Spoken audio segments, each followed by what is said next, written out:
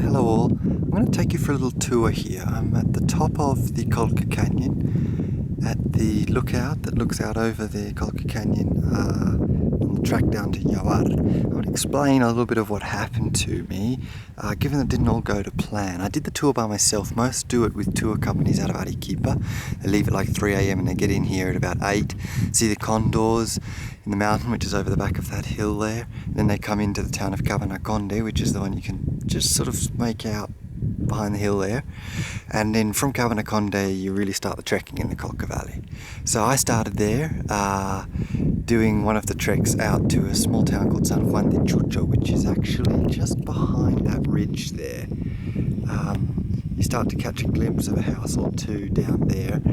That was the first day. You've got quite a descent of about 1,000 metres. They estimated 4 hours. It actually ended up only taking me 2, which is something I've come to realise the time estimations and the distances are actually smaller than they seem. So I think that's what actually threw me on the second day where I got a little lost, was because I was overestimating the distances and couldn't connect the dots.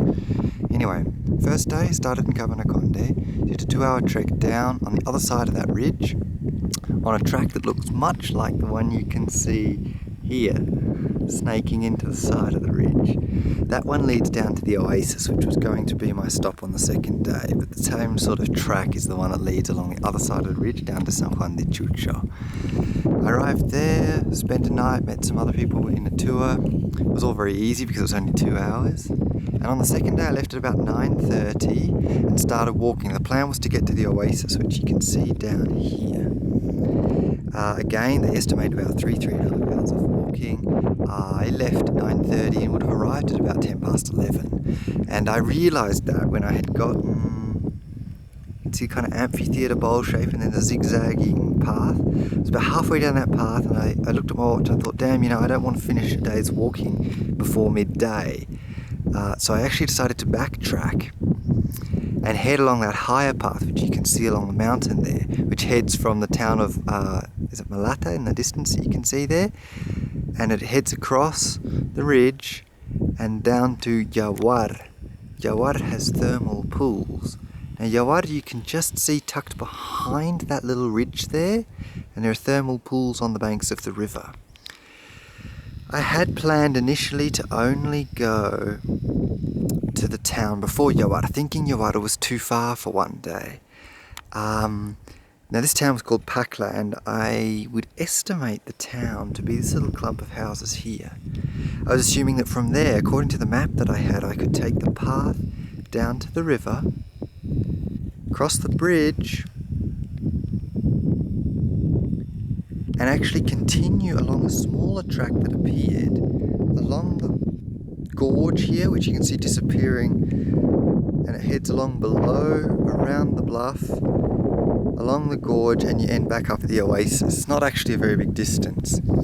That had been the plan, but given that I'd overestimated the distances, I thought when I arrived at Yawar over here that I'd only arrived at Pakla and I couldn't connect the dots.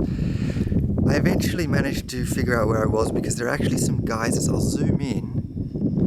There are some geysers right in this stretch of the bank here. You can see that small bridge there and the larger bridge of the road there. Right there, they're actually hot water, bubbling hot steam coming out of the rocks on the side of the river, and even in the river it's actually boiling too in parts. So I knew I was on track there. You can actually see a small track off to the left there winding along the side of the cliff. Now that was the track I took, and I think that is the track that actually does lead over to the oasis, but lo and behold, it just ends. I walked along it until it ended. And I'm zoomed in there, you can see it just sort of ends. Later on I found out it had been washed out 1.5 years ago. Nobody tells you that, and it doesn't appear on tourist maps. So here I was at about 3 p.m, having walked a good 5 hours to get here.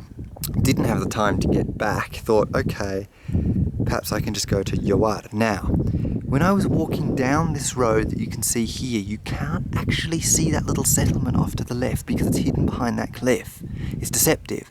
So I was thinking Yawar was further along the valley, it was over this side. It looks like that on the map, but again, I'd overestimated the distances. So in an effort to look for Yawar, given that the day was progressing, I crossed this bridge and headed along this road which you can see snaking up and it actually heads along over the side of the cliff there and continues around the back. I obviously was wrong, and I started to realise that when I headed way out here.